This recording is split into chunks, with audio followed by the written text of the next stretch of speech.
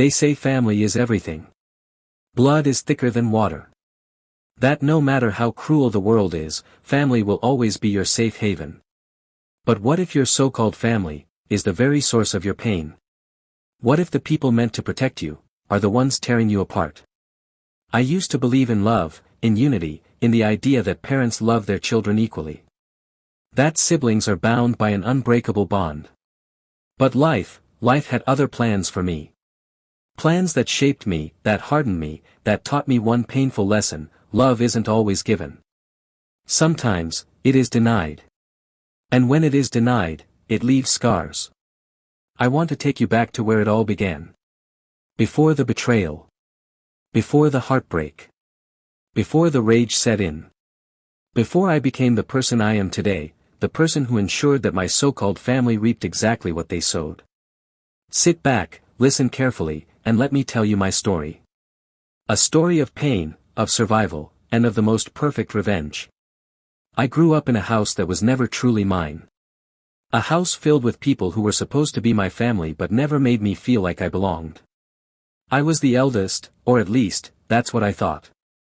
I had 3 younger siblings, 2 brothers and 1 sister. Unlike me, they had everything handed to them on a silver platter. They were spoiled, pampered, cherished. Meanwhile, I was the shadow, the forgotten one. My parents, if I could even call them that, treated me differently. From as early as I could remember, I was the one who had to wake up before dawn to sweep the floors, wash the dishes, and prepare breakfast. My siblings. They slept in. They were never expected to lift a finger. At first, I thought maybe it was just because I was the eldest. Maybe it was normal. Maybe this was just how things were supposed to be. But then I noticed the little things. How my siblings got new clothes while I wore hand-me-downs. How they were given allowances while I had to work odd jobs just to afford a notebook for school.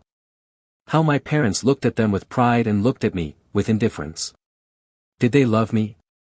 Did they even see me as their child? School was my escape. My only refuge from a home that never felt like one. But even there, I wasn't free. I remember watching my siblings being driven to school in our family's car while I had to walk, sometimes miles, in the scorching heat. They had pocket money, fancy lunches, and expensive school supplies. I had nothing. I worked after school. Sometimes at a local convenience store, sometimes washing dishes at a restaurant. My classmates would go home and relax, but I would drag my tired body from work, only to be met with more house chores when I got home. And the worst part? They didn't even appreciate it.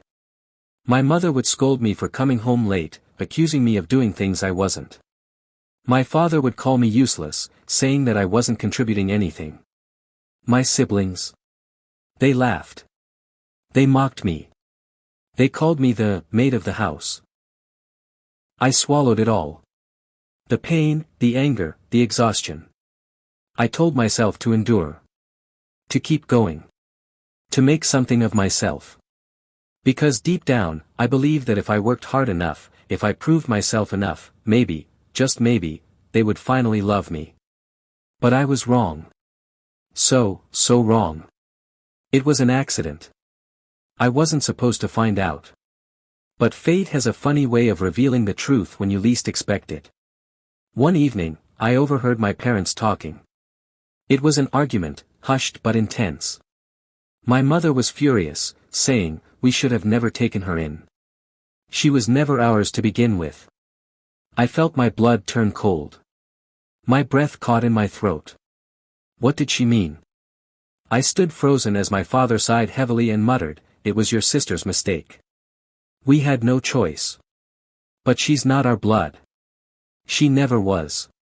My world shattered. I wasn't their child. I wasn't their blood.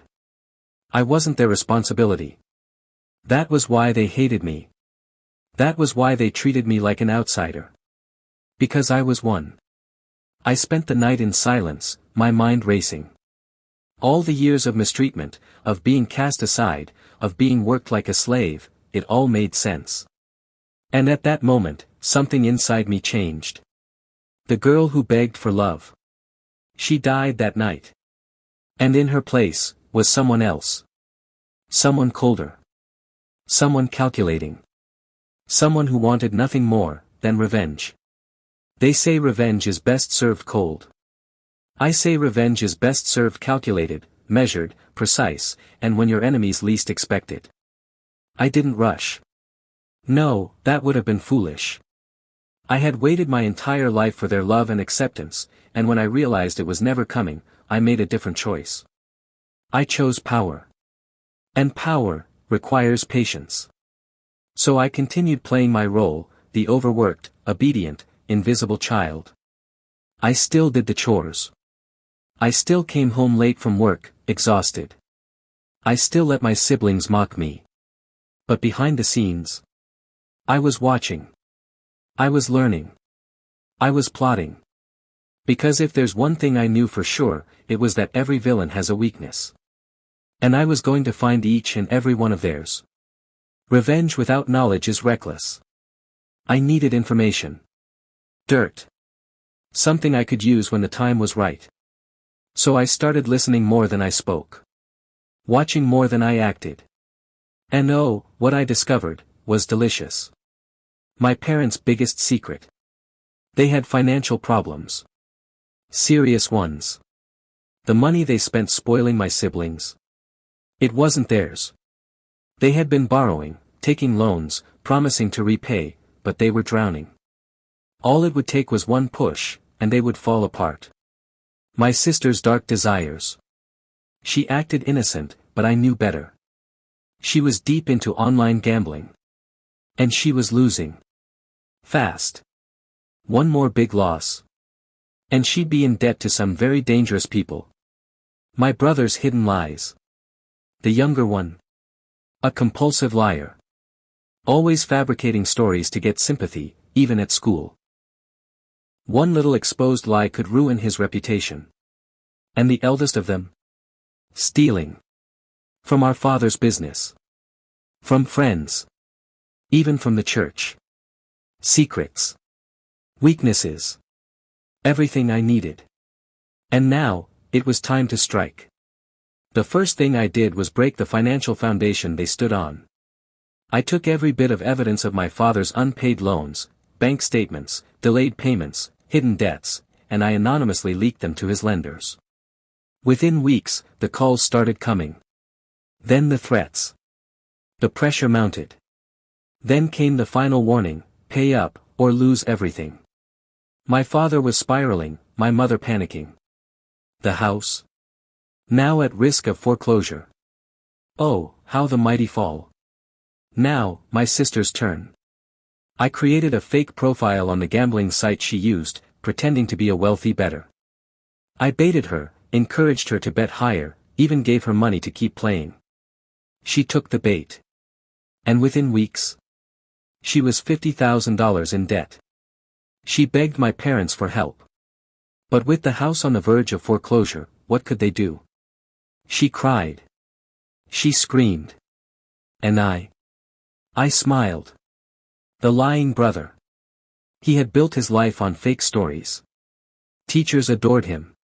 Friends admired him. But I knew the truth. I collected proof, screenshots, audio recordings, written testimonies. And then I exposed him. The school suspended him. His friends turned against him. His reputation shattered. The thieving brother. I planted evidence, security footage of him stealing, testimonies from victims. Then I made an anonymous report to the authorities. And one day, as he came home, the police were waiting. He was arrested on the spot. And my parents? They couldn't do a thing to help him. Now, it was time for my final move. My parents were drowning in debt. My siblings were falling apart. But there was one more thing I needed to do, one final, poetic act of justice. I sold everything I could. I gathered all the money I had saved. And then I bought the house. Yes. The very house they raised me in, mistreated me in, looked down on me in, it was now mine. And the moment the bank came to take everything, I stood in front of them and said, This house. It no longer belongs to you. It belongs to me. Their faces. Priceless. I watched as my father begged, my mother wept, my siblings stood in shock. But me? I felt nothing. Absolutely nothing. They had spent years treating me like an outsider. And now? They truly were. Today, my parents are homeless. My father is a broken man, my mother is ashamed to show her face. My sister? Hiding from debt collectors. My lying brother? Friendless, jobless. My thieving brother? Still in jail. And me? I am free. I built a new life. A better life. A life without them. And sometimes, just sometimes, I wonder. Did I go too far? Or did they deserve every single bit of what happened to them? Tell me, if you were in my shoes, would you have done the same? Or would you have forgiven them? Let me know in the comments. And if you loved this story, don't forget to like, subscribe, and hit that notification bell. Because trust me, there's always another story to tell.